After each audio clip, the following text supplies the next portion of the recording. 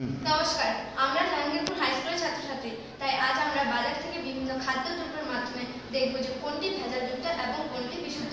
সেটা চেনার জন্য আজ আমরা বিভিন্ন পরীক্ষা নিরীক্ষা করব। তাই আজ আমরা বাজার থেকে দুই রকমের হলুদ নিয়ে এসেছি, একটি ভেজালযুক্ত এবং একটি বিশুদ্ধ।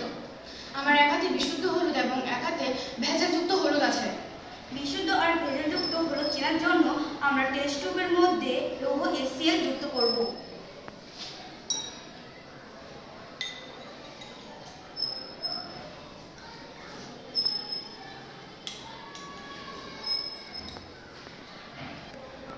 লৌহ HCl মেশানোর পর আমরা কিছুক্ষণ অপেক্ষা করব।